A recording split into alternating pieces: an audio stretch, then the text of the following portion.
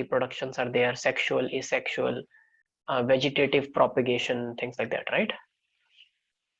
Yes, sir. Binary fission, budding, those are not, um, you should not worry about those things. Just go through it.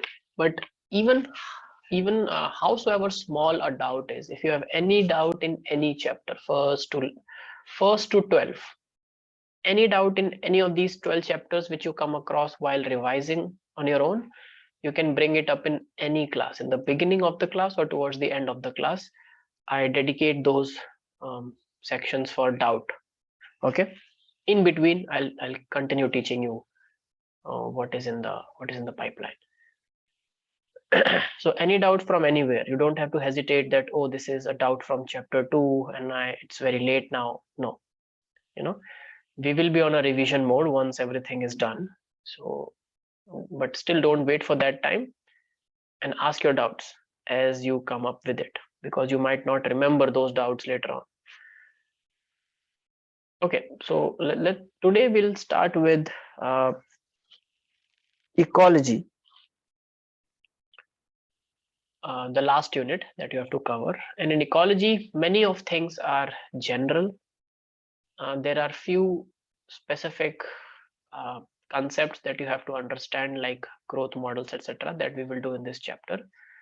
Now for chapter 13 specifically, the organism part has been deleted from CBSE, if I'm not wrong, correct? Only the population part is still part of the syllabus. Is that correct, everyone? It's true for all of you?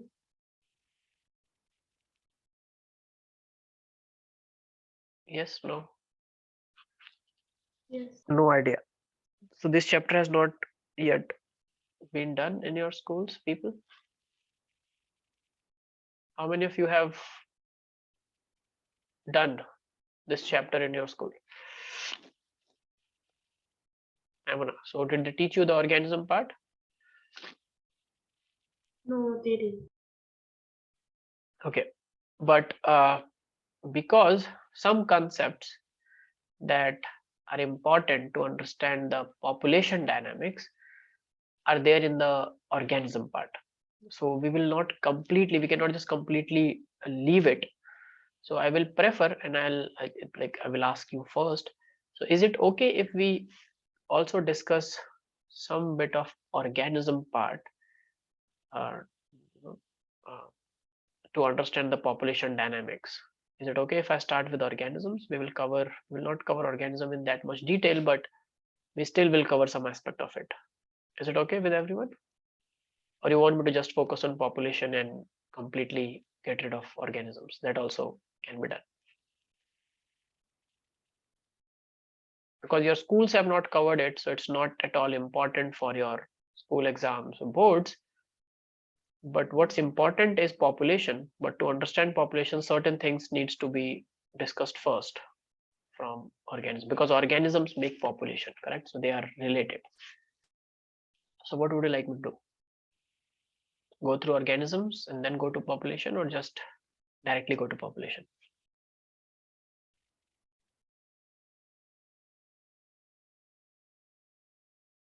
You can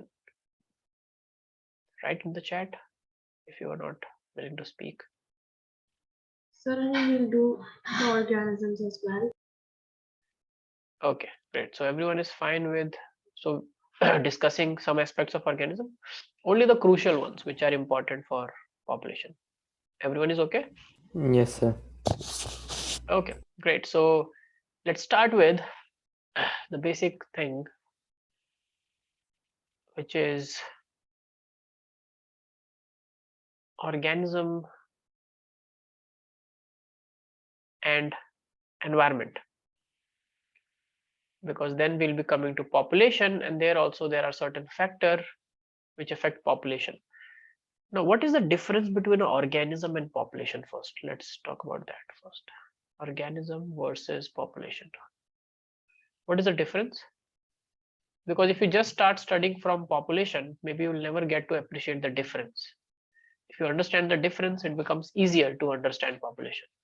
So when I say organism and when I say population, what do you think is the difference?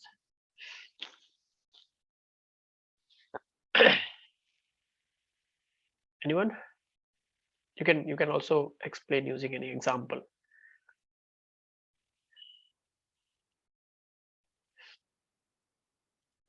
It isn't that hard.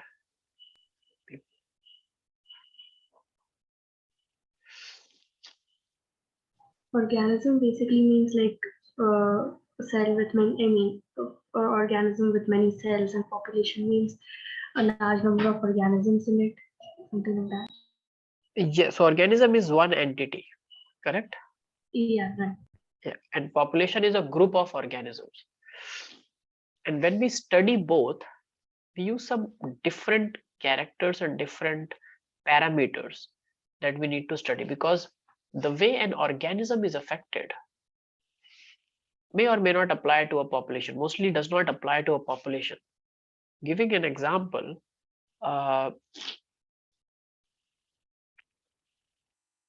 when we say that an organism has a specific start point and a end point, is that correct? Organisms are born and then they die, correct? Yes. But do populations are populations born and they die?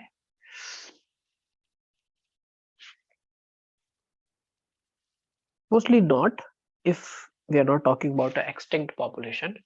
But in general, a population just grows, either declines in the growth, like a negative growth, where the number of organisms in that population, the number of members of the population decline in number, but population continues, right? Human population, it is growing, but individual humans are taking births and dying, correct?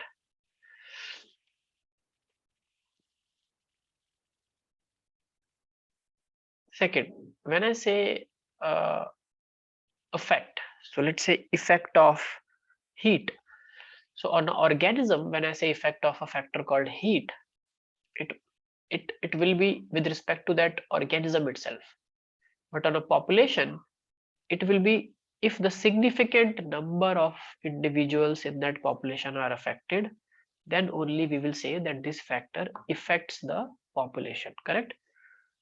So if one organism in heat died, okay, what kind of bacteria when subjected to heat died, but does that mean that the whole population of bacteria is susceptible to heat?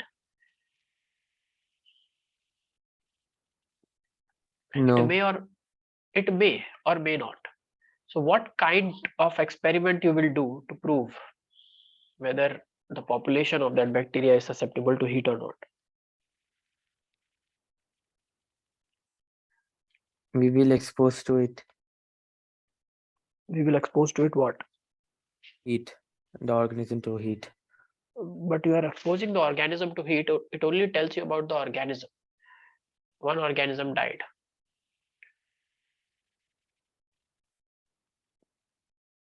So maybe that organism was a mutant, maybe the organism was not good with tolerating heat.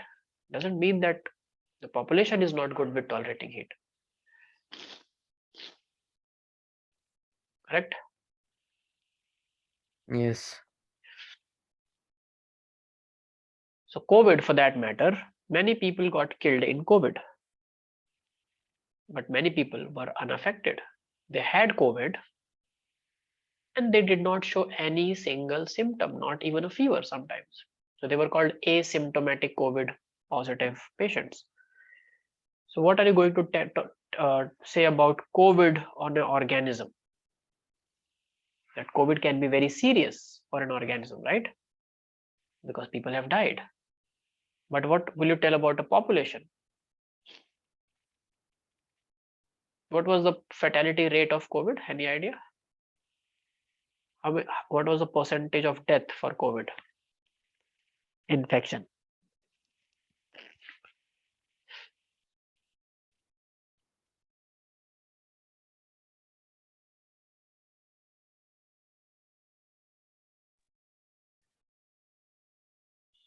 Not more than 2%.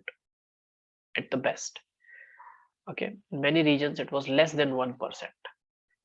So in some places, not even one, even in 100% died due to COVID. So almost 98 to 99 people who got COVID survived. But because we are 800 crore, 8 billion humans, when it affects billions, the number of death will at least go in millions, right? So that way it looks huge because many people died. But when you talk about population, COVID was not that adversely affecting the population. In fact, the human population continued to grow and it has reached 800 crores in 2022. I think a couple of weeks early, before a couple of weeks ago only, this thing came. So do you understand, when we study the same aspect on an organism versus a population, we have to keep different parameters in mind,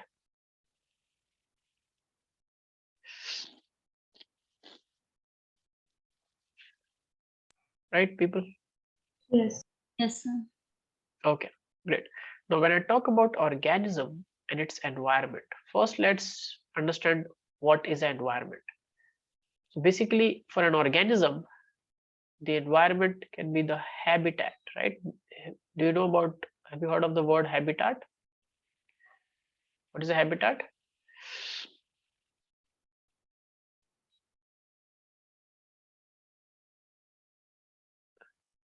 Environment in which an organism lives, right?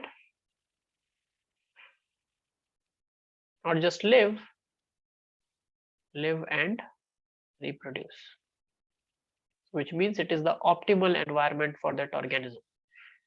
The same thing, the same habitat will apply for population as well, because the group of organism is a population. Now, have you also heard of terms called biomes? Biome. What is a biome?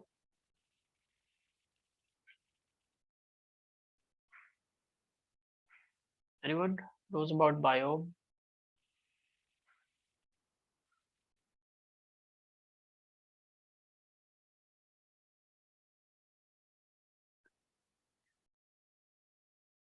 So biome is nothing but habitat only, but different variations. So mostly two things: variation in precipitation, which is how much water is available through rain and in general, and second is variation in temperature.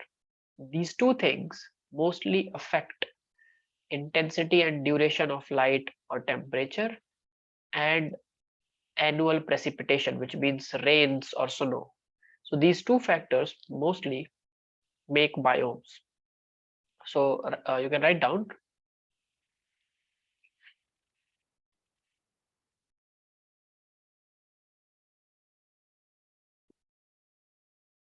biome is created,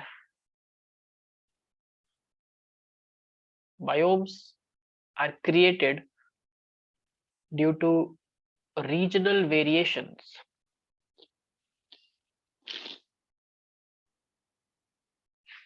biomes are created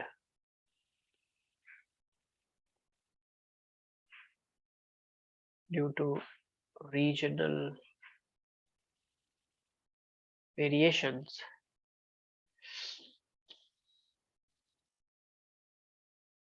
in temperature and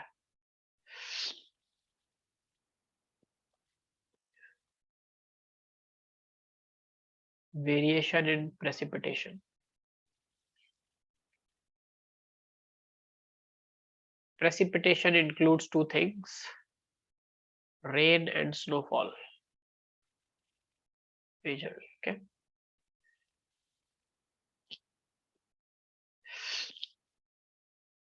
In habitats. Okay. You can write in different habitats.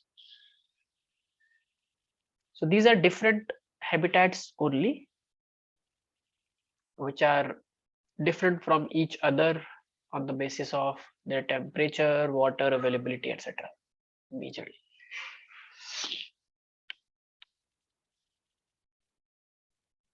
So if we talk about, let's say, what are the different type of biomes that you can think of? I can think of one called desert, let's say. Anything else?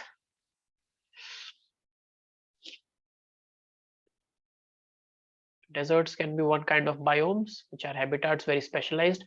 If we talk about temperature and water, deserts will have high temperature and low precipitation, right? Correct? What about other habitats, people? Come on, start speaking. Forest, What kind of forest? There are many different kind of tropical, forest. Tropical, you used a word tropical. So what do we mean by tropical forest?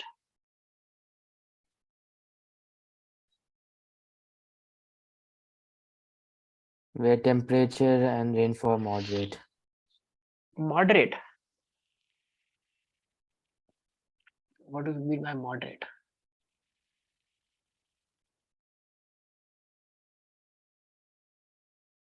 Moderate is a very ambiguous word. So tropical forests are also, it also includes rainforests, right? And as the name suggests, in these kind of forests, you have around high temperature, good temperature, which will be somewhere around 20 to 25 degrees Celsius, not very cold, but also very high precipitation. So rainfall will be very high. That's tropical forests or the rainforests. Anything else?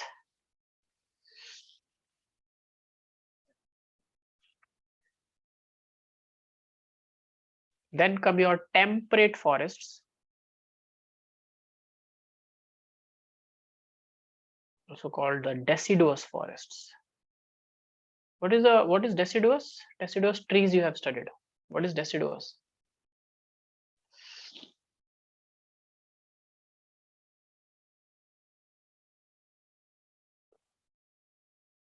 People, deciduous trees, come on. If you're planning to stay silent, then I can just give a lecture and go. We will not have much of discussion.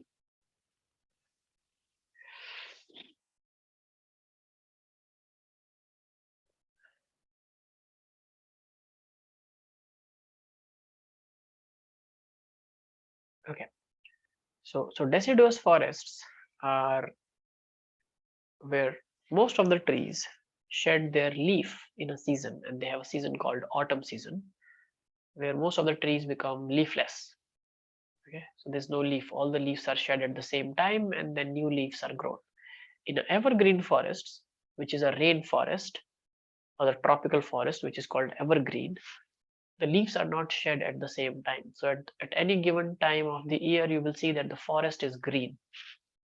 Okay, whereas in deciduous, it changes color.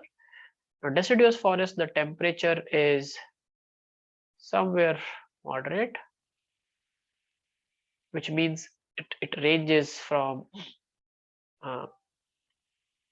let's say 10 to 20 degrees Celsius, less than what it is in the tropical region. So you know that Earth is divided into tropical, temperate, and tundra region, Arctic region. Tropical, temperate, tundra.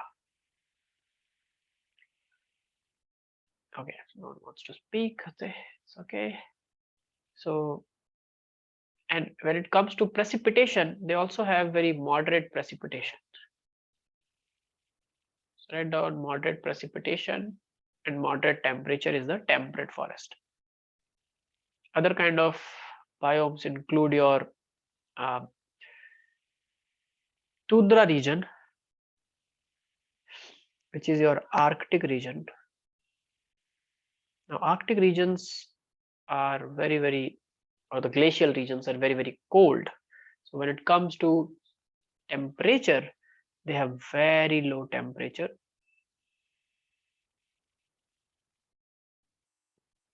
Okay, it can even go from -10 to somewhere around 0 degrees Celsius. So it stays sub-zero most of the time.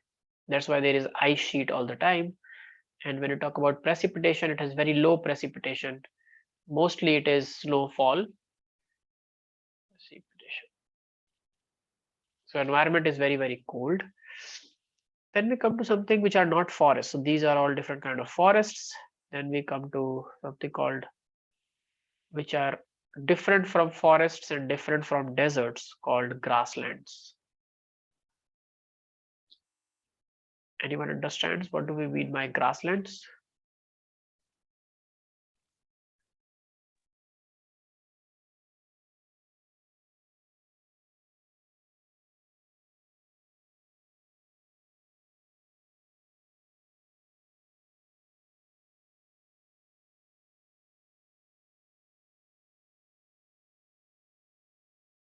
Basically, the place where Yeah. there is a lot of rainfall or something.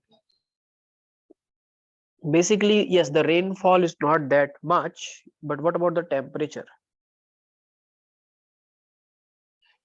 We have seen when the temperature is high, in forests, rainfall is either high. With moderate temperature, rainfall is also moderate. With low temperature, rainfall is also low. So these are the three. Temperature and precipitation goes hand in hand for forests most of the time. We have seen in desert, temperature is very high, precipitation is very low. What happens in grasslands?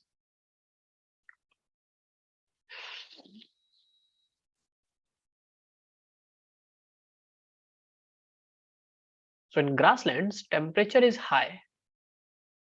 Of course, it will be less than desert, and precipitation is low. It follows the similar kind of pattern of a desert. In fact, except for the fact that grasslands have lots of grass, so they do not have very high density of trees. So like there is in the forest.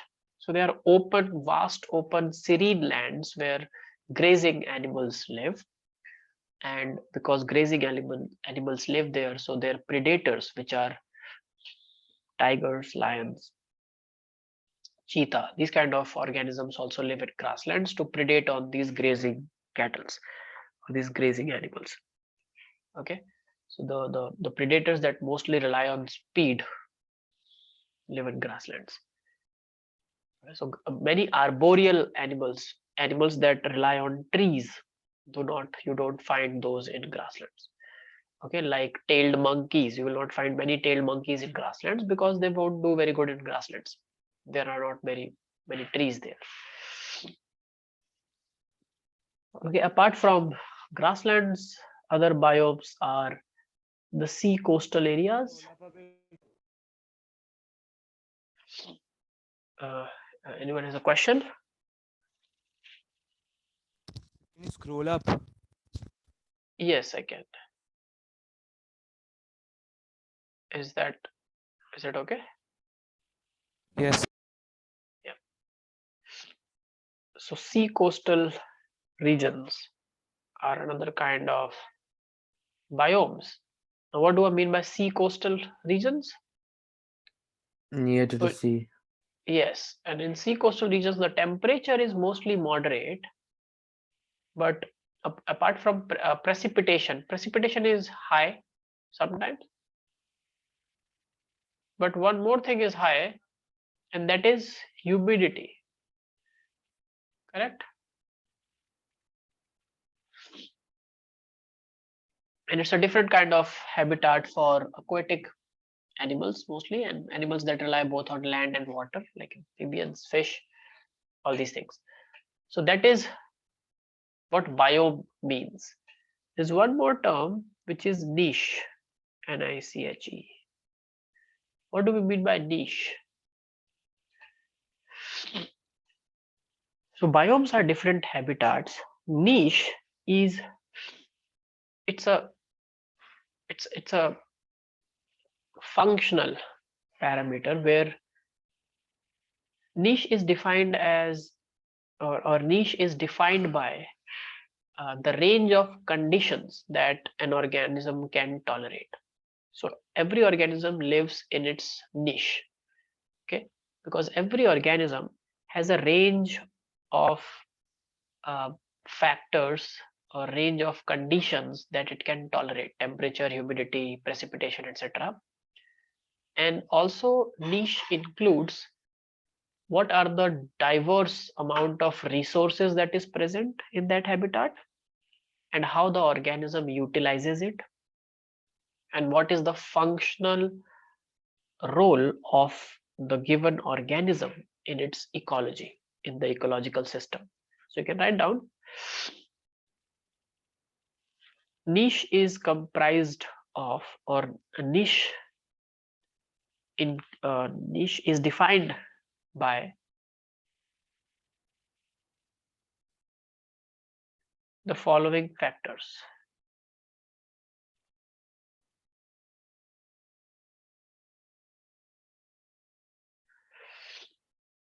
First is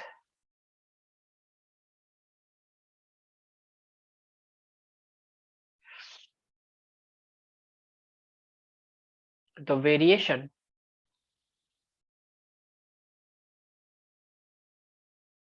or range of conditions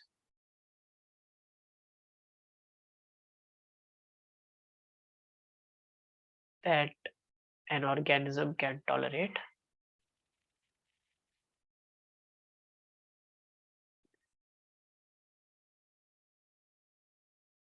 Second, diversity of resources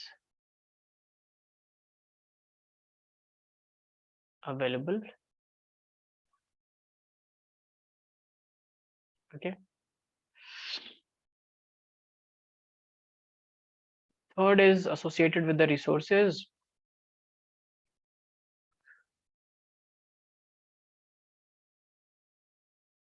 You can just write for organisms. Okay.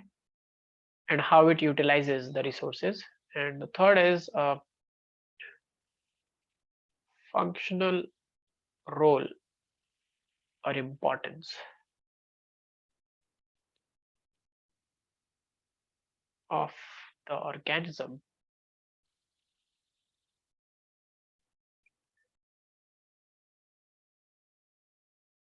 in its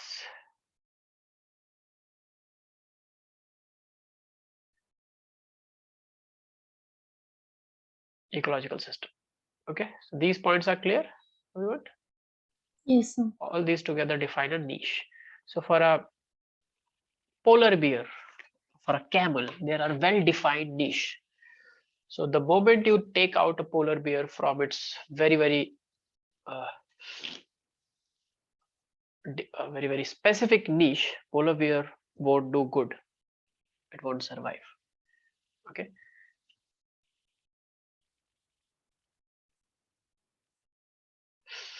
So niche is basically the functional aspect of biome, but in a more detailed and more specific manner. Now there are many factors that affect organisms, and these factors can be divided into two groups: biotic factors and abiotic factors. Okay, so the major abiotic factors that affect organisms, what can be the factors that affect organisms? Let's talk about factors affecting organisms. Let's first talk about abiotic. Okay, first tell me, what is the difference between biotic and abiotic?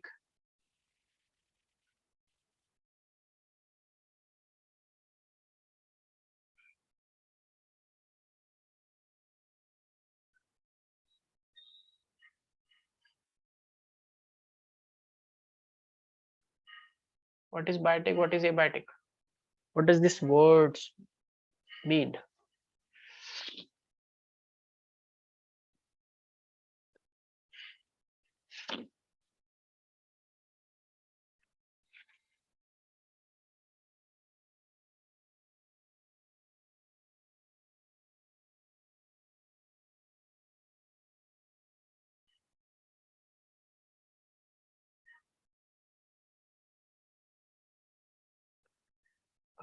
Biotic means the factors which are living organisms around, interactions with other living systems. Abiotic are physical factors which are not living at all. So abiotic, let's discuss quickly some. So these are discussed. So if you're not going to discuss, anyways, this is not important for the syllabus. I can just finish the syllabus without touching it, like like your school did. But I really want you to discuss and understand some crucial points that will help you understand population dynamics better. Okay, so I'm not going into details, but abiotic factors, can you tell me what abiotic factors affect an organism? Temperature. Temperature. Perfect. So how does temperature defined, or how is it very important ecologically? How do you think it affects organism? How it makes organism adapt to their environment or their niche?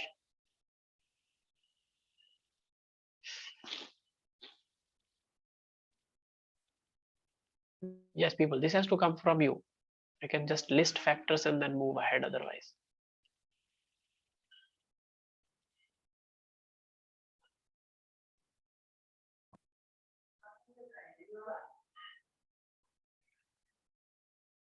So about temperature, let's start with the mean temperature. What is the mean temperature of Earth? Mean average temperature of the planet.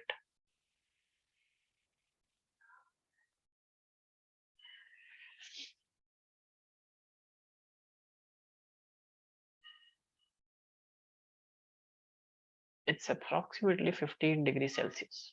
Okay. Now, it also includes 15 is the mean, which means there are regions which have very high temperatures, right?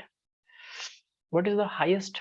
What do you think is the highest temperature where life is present on the planet? What are these regions which have very high temperatures? Life is present there, organisms are present there, and what kind of organisms they are?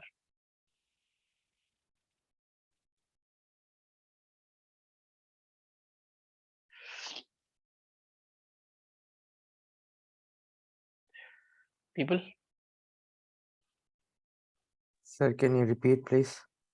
Yes, the question is uh, what is the variation that you see on Earth of temperature where life exists, and what kind of life exists in these extreme temperatures? What is the highest and the lowest you feel is the temperature where life exists? Now, the highest can be thousands of degrees in a volcano, but we know that inside a volcano there is no life that exists. So I'm only asking about the temperature range that life exists, which is relevant for a organism or a population.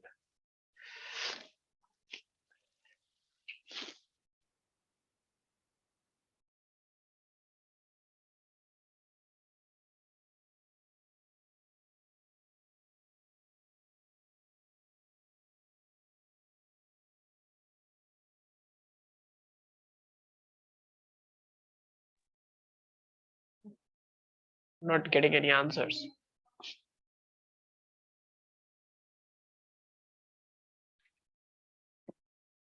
We can skip this part. Not at all a problem, and can directly come to populations if you are interested in that.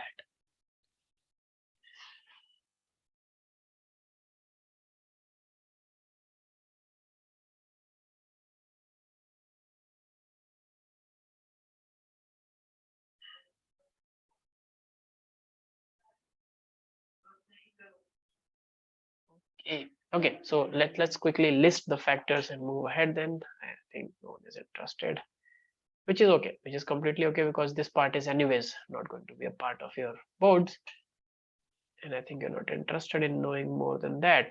Cool. So the factors that affect organisms, as you know, are temperature, because There are regions on the planet with very high temperatures like thermal vents where thermophilic bacteria survive, to ice glaciers where very organisms that rely on ice and live in very cold climates like polar bears, walrus, seals, they survive. So temperature make them adapt accordingly. For example, you will not see very small organisms living in very cold regions. Like you will not see very small birds living in Arctic or Antarctic. In Antarctic, anyways, we don't see much of life, but in Arctic region, all the organisms will be big because very small organisms will lose their body heat very fast. So they adapt to be bigger, as well as in very hot conditions. You would see smaller organisms surviving comparatively. The other factor is water that affects the life in organisms, because availability and non-availability of water shapes wide range of organisms. Water is of two types, which is available: marine and fresh. So freshwater organisms are different from marine water organisms in a way that both cannot be interchanged because they have different uh, adaptations and evolution, and if you change them, there will be osmotic regulation disbalance, so they would not survive. Okay, then it is light, presence, and the duration of light also affect the range of organisms that survive at different places on the planet. For example, many organisms which are autotroph, like plants and autotrophic bacteria, they rely on sunlight, the presence of sunlight, to make food through photosynthesis. Now, if they cannot make food through photosynthesis, then they will not be able to, if at a place there is very less light available, so these autotrophs won't be flourishing at that given place. Light is also relevant in oceans and seas, because as deep you go into the ocean, the availability of light decreases. So accordingly, you will see the example, taking an example of algae, you will see that photosynthetic algae lives closer, like green algae lives closer to the layer, to the surface of the water, whereas red and brown algae can afford to live uh, in the in the in the in the depths, in the deep water. Okay, and also on the basis of light, there are nocturnal and diurnal organisms. And nocturnal organisms are basically those which are active during the night.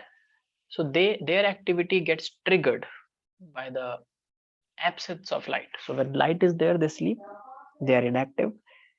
When light is not there, they become active and they come out of their sleep.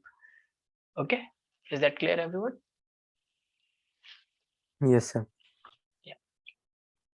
Other factor that majorly contributes to organisms and is abiotic factor is soil. Now soil is, we never think about soil in much detail, but soil is of different kinds. You have studied about soil in, if you have studied geography in your social sciences.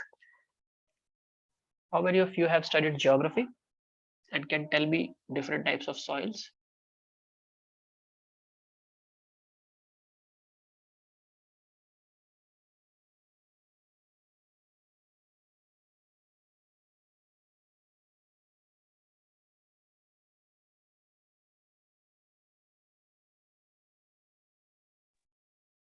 Yes, people, soil, different types of soils.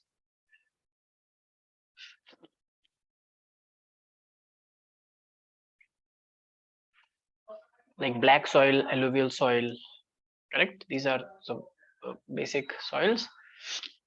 And what is the, yes, sandy, yes, correct. silt, clay, loamy. So basically, you are telling about the texture, but they are named as alluvial and sand, black soil, red soil. So these soils have different water retention capabilities, and depending on what kind of soil is present where, that water retention capacity is called percolation. The property of the soil to hold or to not hold water is measured through the percolation rates. Okay, so depending on how much percolation a soil allows, you can see that soil have different pH, different kind of vegetations grow in different soil, and similarly different kind of animals live in different kind of soils. Okay, so like burrow, animals that form the burrow will not be able to live in a sandy soil because you cannot form a burrow there, correct? Also the size, the grain size of the soil matters. Okay, so that's called composition, mineral composition, and topography of the soil. So these are some factors that you should know affect temperature, water, light, and soil. It affects organisms, but it also in a way affect populations, which we will discuss later. Okay,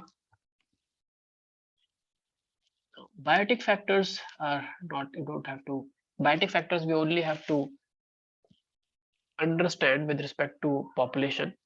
So we'll come to populations now. So having discussed some basics of organisms, now let's come to, so this is what I wanted to cover so that you have a basic of organism before we come to populations. So anyone has any doubts till here?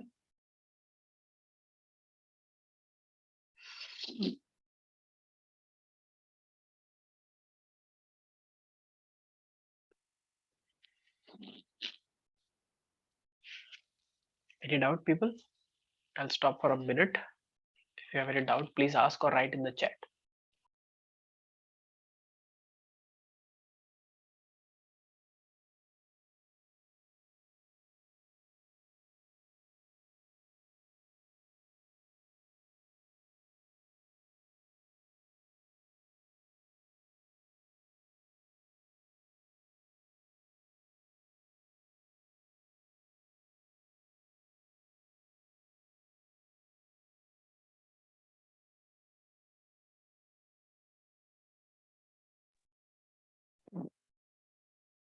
No doubts?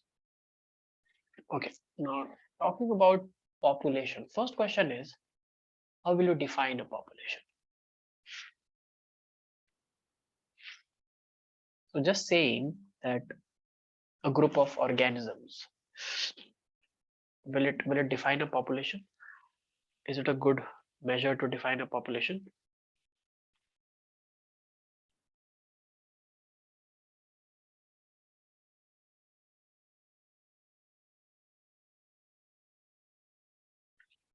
Yes, no?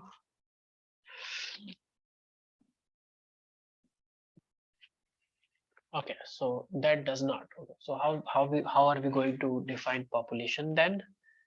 So population can be defined as a group of individual organisms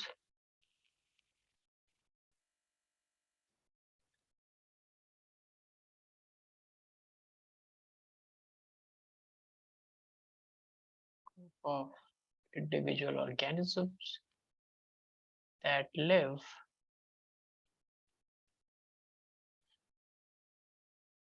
in a well-defined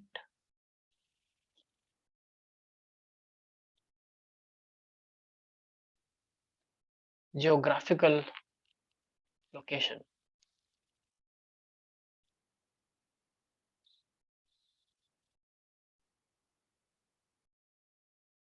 Well-defined geographical region, and share or compete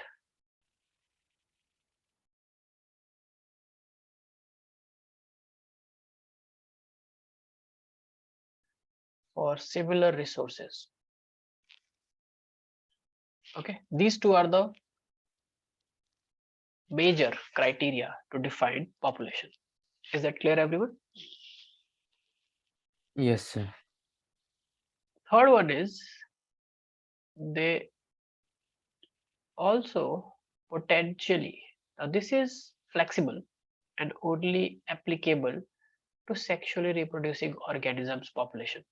So they also potentially interbreed among themselves. Okay. Now when I say they also potentially interbreed among themselves, I am defining here the sexual reproduction component. So don't think that only sexually reproducing organisms can form population. That's not true. Even asexually reproducing organisms can also form populations. For example, population of a bacteria on a culture plate. That's also a population where bacteria is not interbreeding among itself. So this third one is slightly flexible, but two criteria has to be there: well-defined geographical region, and they share or compete for similar resources. Okay, so talking about examples of population, it could be uh,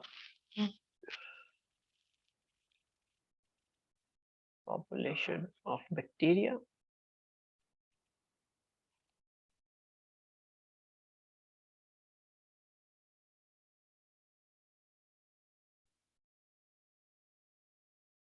on a culture plate. Okay, now here this culture plate is something which is artificially we have created, right? But still it is a well-defined geographical region. What is defined there? The nutrition is defined, the sorry, the nutrition is defined, the conditions are defined like pH, temperature, water, etc. So it becomes a well-defined region. Okay, that's why all the bacteria that are growing on that culture plate constitute a population, makes a population. So from bacterial population to uh, fox population in a forest, or a rabbit population in a forest, all come under population. Ants population in an ant hill. Okay, so taking an example of ants, the ant hill becomes their niche. Is that okay? The region where that ant hill is the habitat or the biome. And different kind, mostly ants live in similar kind of biomes, but there are some ants which are forest ants that do very well in forests. Some ants do very well in drier conditions. So that's there. Is this part clear? The definition and the basic thing of population? People?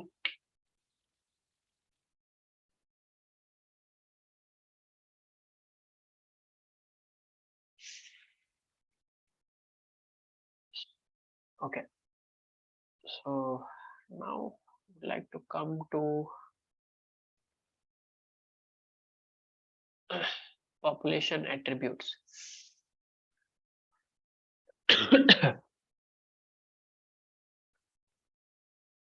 So what do we mean by population attributes? It simply means characteristics. We started with this only, okay? So what do we mean by a population attribute or characteristics? So by this we mean certain things that we can only study about population and cannot study about individuals. Can anyone give me an example of population attribute?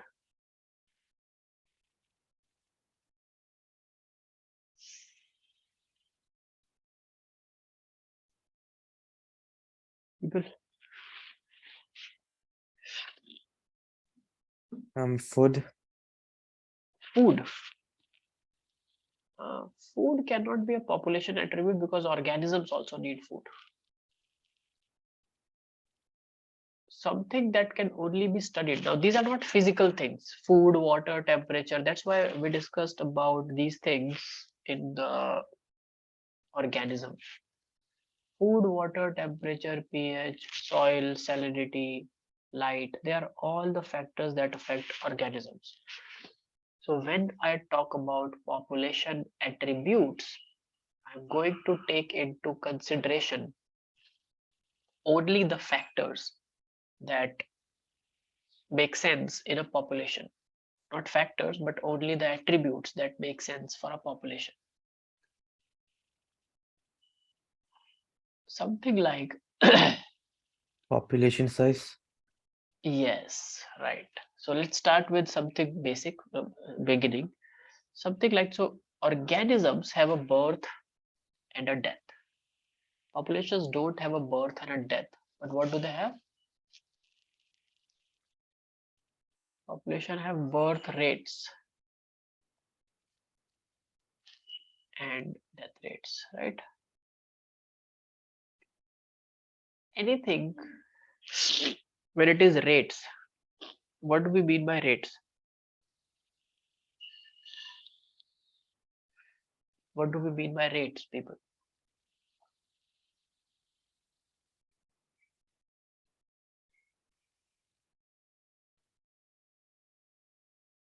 Rate is anything upon time.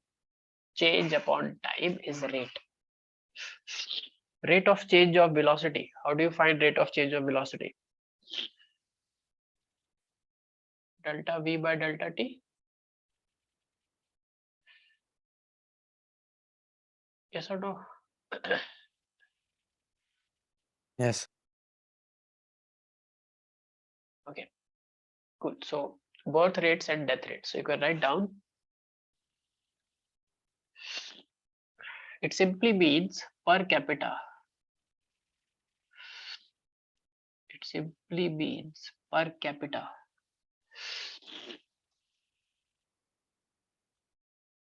Birth and deaths. So how many births are taking place per 100 organisms in a population, or how many deaths are happening per 100 organisms in a population? Okay.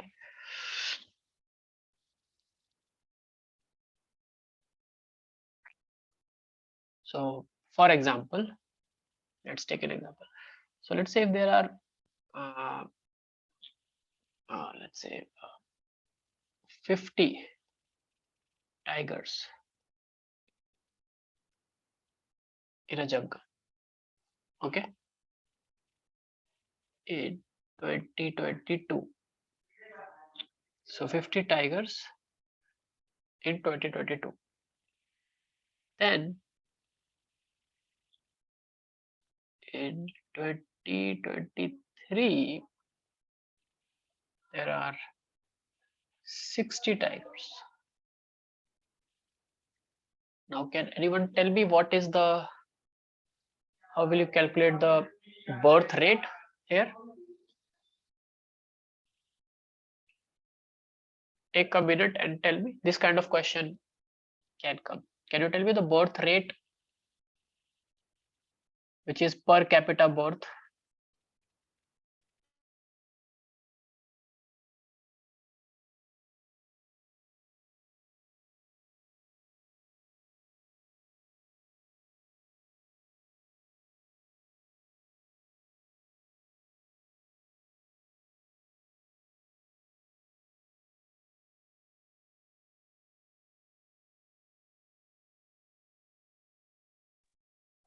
Yes, people. No one wants to do this.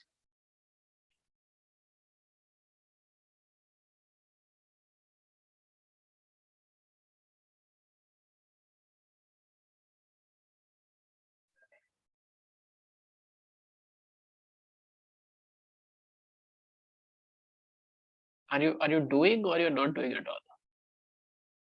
Anyone doing this? 1 minute, sir. Yeah.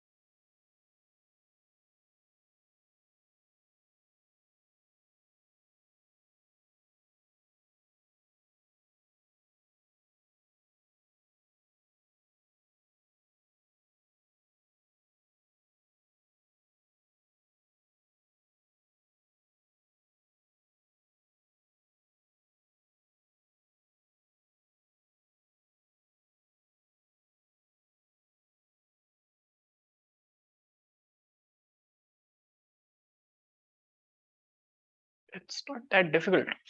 People, what So are you? I'm getting 1.2. You are getting 1.2. 1.2. So what is 1.2? Birth rate. Birth rate. Okay, how did you calculate it? Let's do it together. Okay. So there was 50 tigers to begin with. So this is the initial population.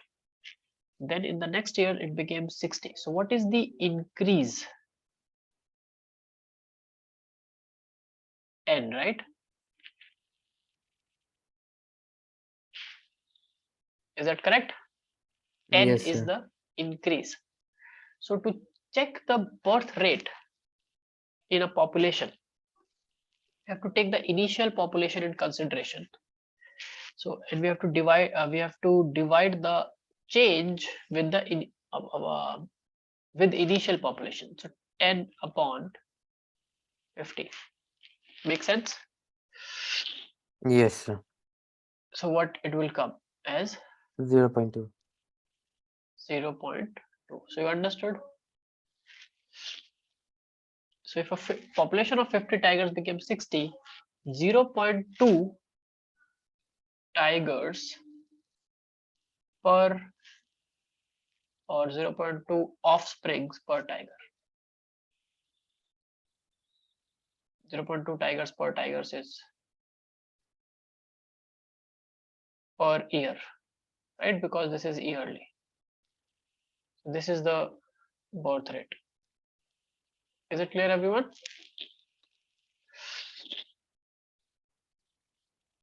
Per capita birth, 0.2 per tiger per year. Is that clear, everyone? You can also figure it out for week, for decade, for month, whatever is given in the question accordingly. Does that make sense? Anyone has any doubts? No, sir. Okay, great. So let's come to second attribute of a population, which is, so organisms have birth and death, population have birth rate and death rate. Organisms have sex or gender. An organism can be male or female. What does population has? Sex ratio. Yes, population have a sex ratio. What is a sex ratio?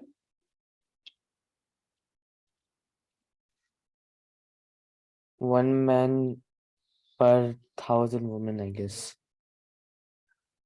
No, that is the, you are telling me the ratio of males. How will you define population ratio? Sorry, sex ratio. It is just the ratio of Male and female. male and female in a population, correct? Simple. Ratio of males per males and females in a population. You can define it any way you want. Number of males per 100 females, number of females per 100 males, etc.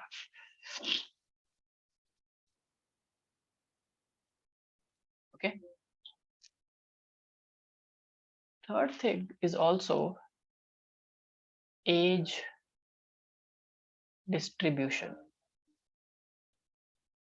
So organisms just have age, but populations have a age distribution or age group.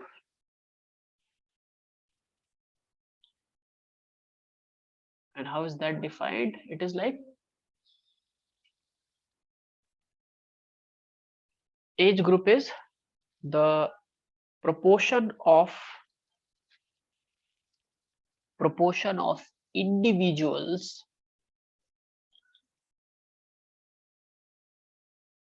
in a given age group at any given time in a population.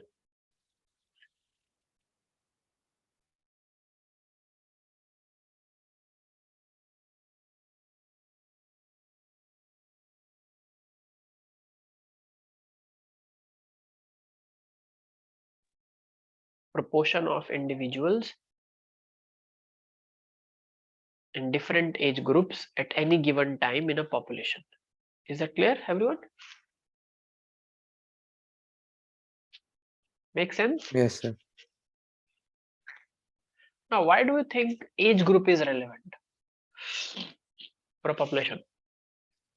What information, if we have these three information, let's say we studied just three things till now: birth rate, death rate, sex ratio, and age distribution. So if you have these three informations about a population, any population, what can you figure out about that population? Can we figure out anything about its future?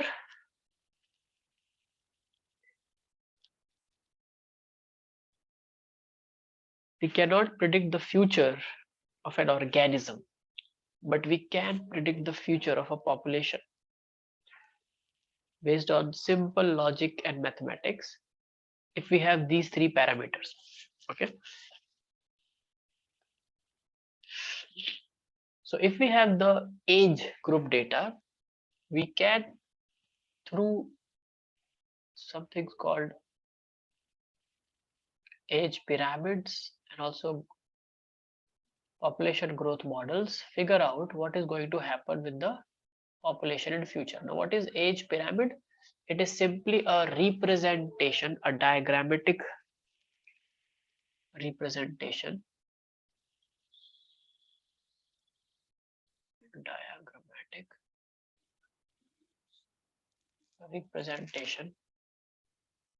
of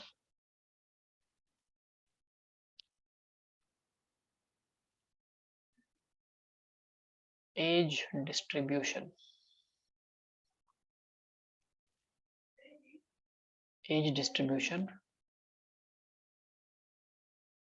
of a population. And what is the benefit of such representations? It reflects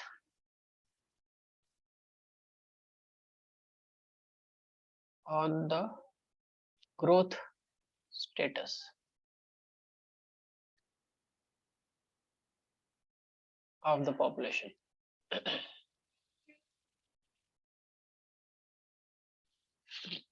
Now, what can happen to a population? Tell me. There are very limited things that can happen to a population in terms of its population size or growth. What can happen? Tell me.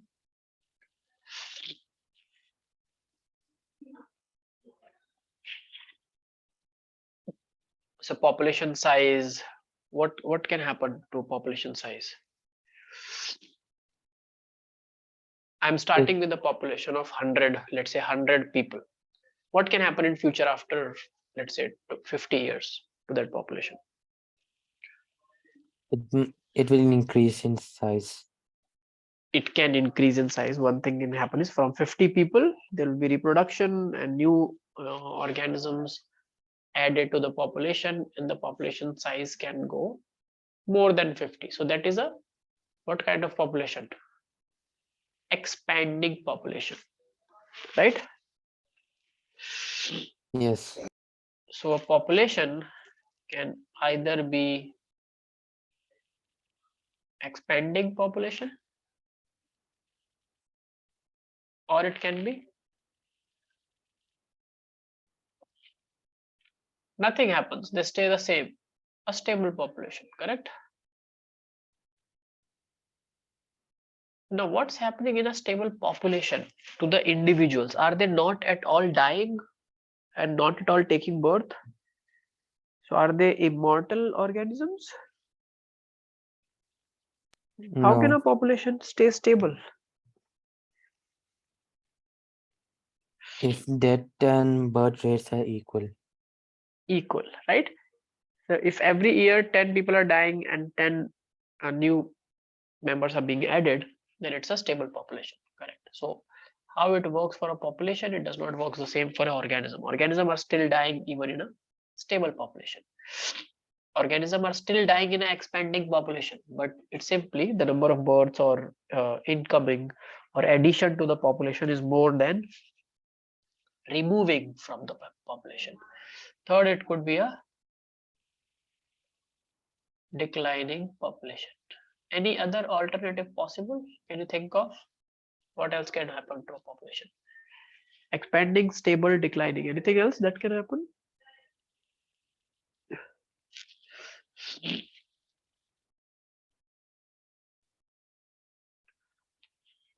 Conceptually, no, right? Only these three parameters or these three things are possible, correct? Yes. Yeah. Now, talking about, we have the age group or age distribution data. So on the basis of that, we can, let's say, divide the population in three groups. One is the most important, which is a reproductive age group, the age group which is sexually mature and can contribute to the growth of the population. The other one is post reproductive, those who are not in a reproductive phase anymore. And below are pre-reproductive. What do we mean by pre-reproductive?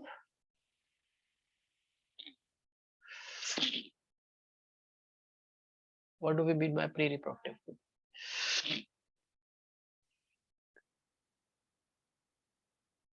Which yet have not come of an age where they can reproduce, but in future pre-reproductive will become a reproductive, and reproductive will become post-reproductive, and post-reproductive will die and get eliminated from the population. Make sense? Now, pyramid representation works like this. In an expanding population, how it looks like, we will represent organisms by blocks. So this block of black, let's say this represents the reproductive population. Then the post-reproductive and pre-reproductive population dynamic will be, there will be more pre-reproductive population and less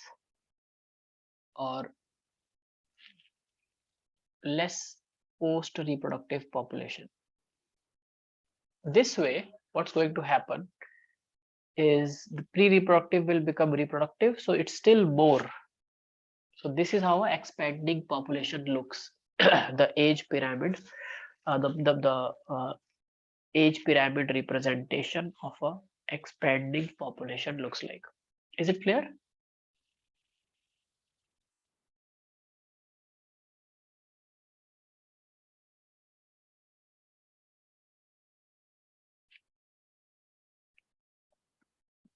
How will a age pyramid of stable population look like?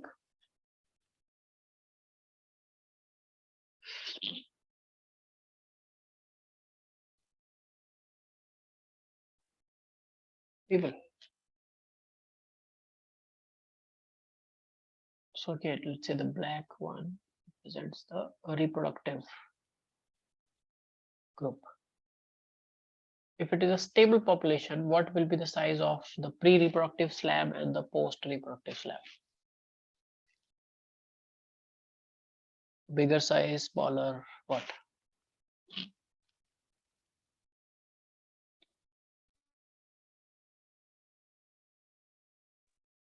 Come on, answer.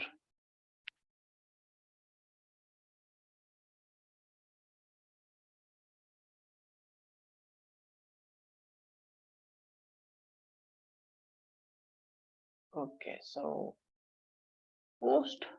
how it will matter is the pre-reproductive has to be just equal to the reproductive. That's why it is going to be stable, because in the next generation the pre-reproductive population will become reproductive and will take the reproductive population's place. The post-reproductive, however, can either be equal, then also it's a stable population, or it can be smaller, then also it's a stable population. So you realize by now that the post-reproductive population does not matter so much for the expansion or stability or declining of a population. Am I correct? Yes, sir. So we mostly have to worry about the pre-reproductive and the reproductive phase. And how will a declining population look like? So we have the reproductive phase. If you have a smaller population which is in the pre-reproductive phase and either equal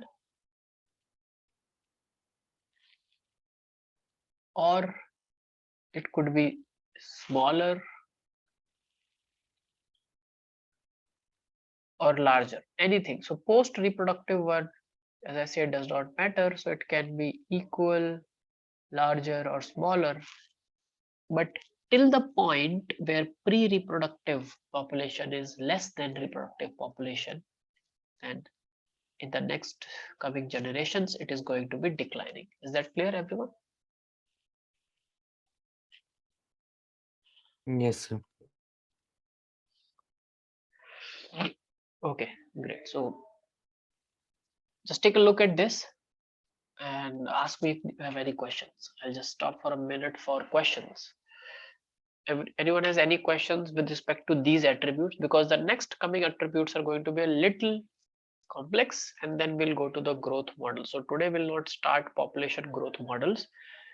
This is the very important topic where we will talk about two models: logistic growth model and exponential growth model. So these are mathematical models. So some bit of mathematics is also involved in this part of biology. So it's not very difficult though, don't worry. If I can pull it off, you can for sure do it. How many of you had maths or have maths with you currently? I think till 10th everyone studied maths, right? How many of you studied maths till your class 10th? Everyone, correct? Just raise your hands.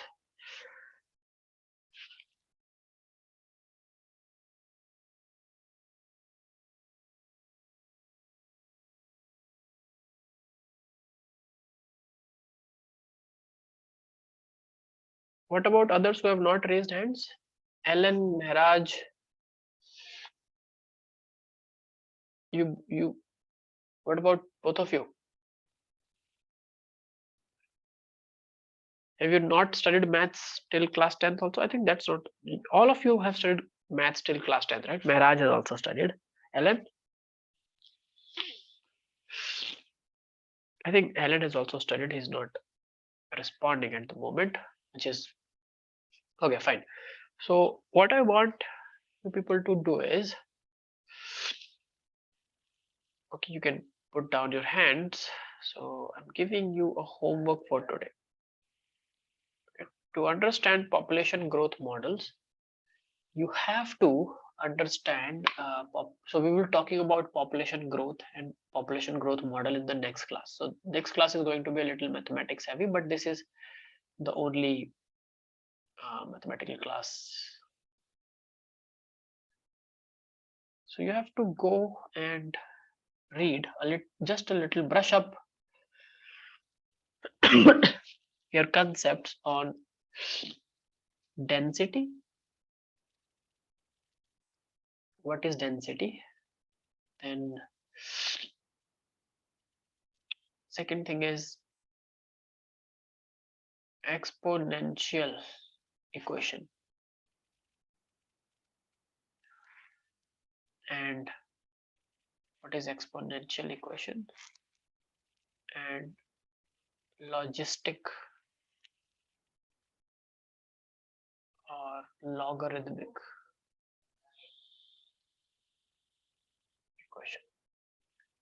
Okay, just go and look for these terms. That's all.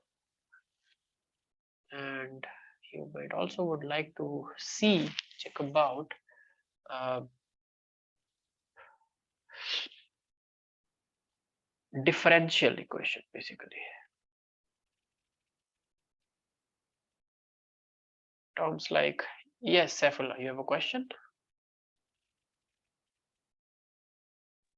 No, sir.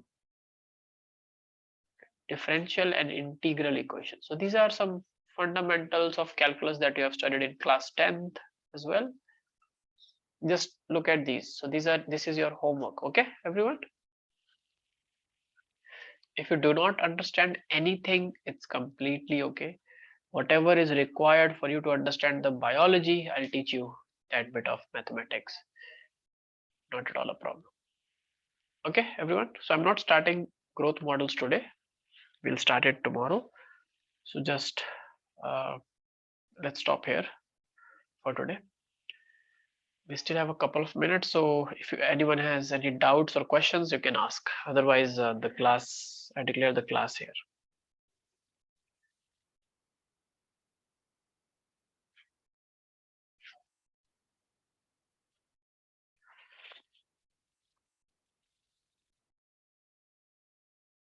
Any doubts, any questions?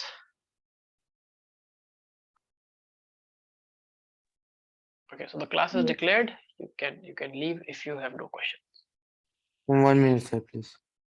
Yes, please write this down. So what I'm talking about is, just to give you a hint, in your physics, I'm sure you must have done things like ds by dt, where s is the distance, right? So when you do this, you find distance upon time is change in distance upon change in time is speed, right? So these kind of things, d by dt, we will use this in the next class. So just brush it up a little bit. Okay. Sir, can you explain how post-reproductive phase is not affecting the population? Yes, of course. So because the post reproductive phase is anyways going to wean off. So post reproductive phase cannot come back and become a reproductive phase. So whatever happens to population, whether the population is going to expand, remain stable, or decline, depends on the addition number of births. It also depends on number of deaths. So death can happen in like mostly in post reproductive phase and in reproductive as well. But if the pre-reproductive phase is bigger than the reproductive phase, so reproductive will become post-reproductive will die. Pre-reproductive phase is bigger, so it will contribute more